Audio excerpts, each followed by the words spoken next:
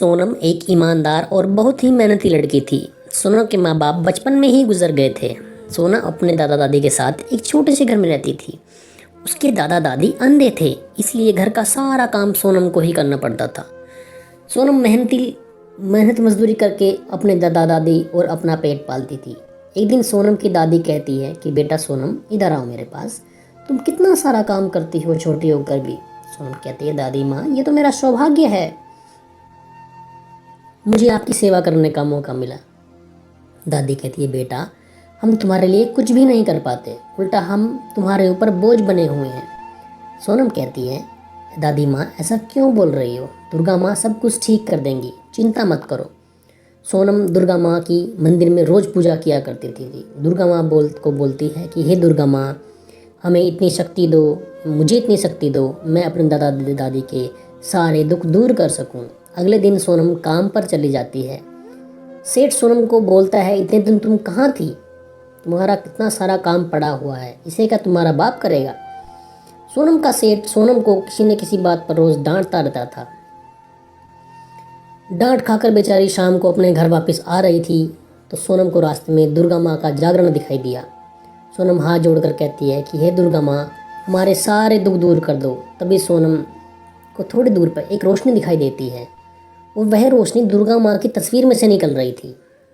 सोनम उस तस्वीर के पास जाती है और देखती है कि यह तो बहुत ही खूबसूरत दुर्गा माँ की तस्वीर है। वो उसे ले लेती है और अपने घर चले जाती है। अपने घर उसको वो मंदिर में रख लेती है।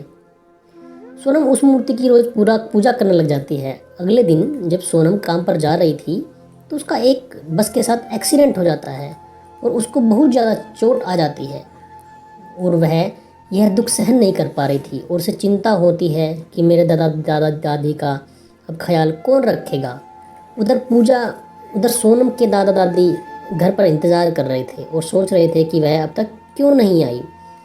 फिर अगली सुबह जब सोनम हॉस्पिटल से ठीक होकर घर आ रही थी तो उसे रास्ते में एक छोटी लड़की मिली और वह एक कोई छोटी लड़की नहीं थी, वो स्वयं दुर्गा माँ एक छोटी लड़की का रूप धारण करके सोनम की मदद करने के लिए आई थी।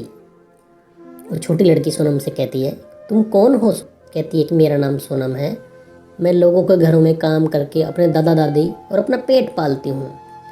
आज मेरे मालिक ने मुझे काम से निकाल दिया है, अब मेरे पास कोई काम नहीं है। मुझे यह तनाव हो रहा है कि अब मैं घर का काम कैसे करूँगी, अपने दादा दादी का ख्याल कैसे रखूँगी। तब वो छोटी लड़की कहती है कि मैंने तुम्हें हॉस्पिटल में देखा था तो मैं तुम्हारा हाल चाल पूछने के लिए तुमसे मिलने आई हूँ, इसलिए मैं तुम्हारा हाल चाल पूछने आ गई। फिर सोनम कहती है कि क्या तुम मेरी कुछ मदद कर सकती हो? मेरे हाथ में चोट लगी हुई है और मेरे दादा दादी बिल्कुल अंधे हैं। वो लड़की कहती है कि हाँ चलो ठीक है, मैं तुम्हारे साथ तुम्हारे घर चलती हूँ। सोनम की ये सारी बातें सुनकर दुर्गा माँ की आंखों में आंसू आ जाते हैं। श्री दुर्गा माँ जादू शक्ति से दादा दादी की आंखों को ठीक कर देती है और सोनम के हाथों को भी दुर्गा माँ अपने चमत्कार से ठीक कर देती है। सुबह जब सोनम उठती है तो वो देखती है कि उसके दादा दादी सब कुछ देख पा रहे हैं और उसके हाथों की चोट भी ठीक हो गई है। वह ये देखकर अचंभित हो जाती है और दुर्गा माँ के आगे हाथ जोड़कर कहती है कि दुर्गा माँ, तुमने मेरी सुन ली और हमारे सारे दुख दूर कर दिए।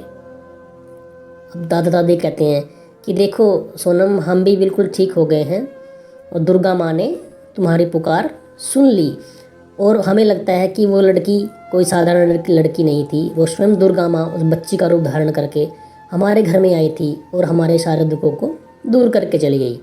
और ये देखो, वो हमारे लिए बहुत सारे सोना चांदी भी छोड़कर चली गई है। अब हमारी गरीबी दूर हो जाएगी और हमारा जीवन आराम से बीत जाएगा।